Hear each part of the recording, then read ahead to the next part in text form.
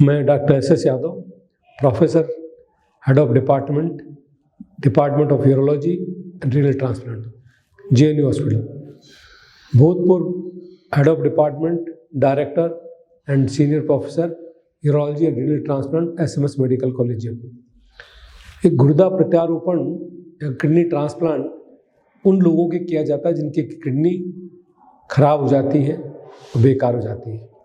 उनके जीवन को देने के लिए दो ही तरीके बचते हैं। एक तो नियमित रूप से उसका अपने डायलिसिस कराया जाए या गुर्दा प्रत्यारोपण किया जाए। निश्चित तौर पर गुर्दा प्रत्यारोपण करने पर मरीज की क्वालिटी ऑफ लाइफ अच्छी हो जाती है, वो फिजिकली मेंटली काम करने में सक्षम हो जाता है और अपनी जीवन यापन अच्छे से कर पाता है। उसकी तुलना के अंदर डायलिसिस की तुलना में अगर हम देखें तो डायलिसिस के अंदर से सर्वाइवल मरीज का उतना नहीं रहता जितना कि किडनी ट्रांसप्लांट करने के बाद में हो जाता है।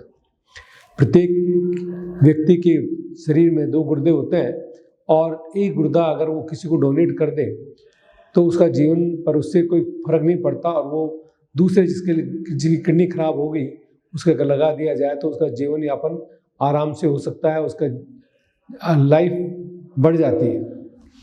इसलिए ये भ्रम रखना कि किसी को किडनी हम डोनेट कर देंगे तो हमारे शरीर पर गलत असर पड़ जाएगा, इसकी संभावनाएं बहुत कम है। गुर्दा प्रत्यारोपण 2 तरह से किया जा सकता है कि गुर्दा हम किससे लिए। एक तो जो जिंदा आदमी हो उसके द्वारा कोई किसी का ब्लड रिलेटिव हो, इमोशनल रिलेटेड हो, वो गुर्दा दे सकता है। और दूसरा तरीका है कि जो लोग ब्रेन डेड हो जाते हैं एक्सीडेंट वगैरह में या अन्य किसी कारण से जिनकी मानसिक रूप से मृत्यु हो जाती है, उनके किडनी भी लेकर किसी जिसका आवश्यकता हो, जिसके किडनी फेलियर हो, उनको लगाया जा सकता है। इसको कहते हैं कैडेवरिक रीनल ट्रांसप्लांट। JNU के अंदर किडनी ट्रांसप्लांट की सुविधा उपलब्ध है और नियमित रूप से ये किया जा रहा है। इसके लिए राज्य सरकार की जो भी स्कीमें हैं जैसे RGHS है, माँ योजना है, इसके द्वारा पूर्णतः निःशुल्क किया जाता है। जहाँ तक किडनी के देने वाले की बात है उसका पहले पूरी तरह से इन्वेस्टिगेशन किया जाता है, ब्लड ग्रुप वगैरह और अन्य टिश्यू की मैचिंग से HLA वगैरह करते हैं, वो की जाती है। अगर जब उनके अंदर हमको ये लगता है कि ये व्यक्ति किडनी ट्रांसप्लांट के लिए, किडनी डोनेट करने के लिए पूर्ण तरह से सक्षम है और उसमें उसकी जान को कोई खतरा नहीं है, तब ये किडनी लेकर उसको लगाई जाती है।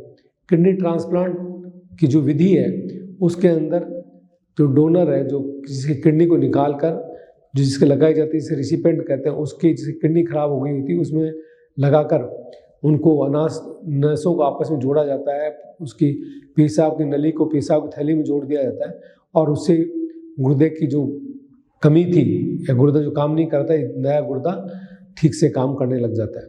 और इसके बाद में डोनर को कोई किसी तरह के रेगुलर नियमित रूप से कोई जांच की या किसी दवाई की जरूरत नहीं रहती।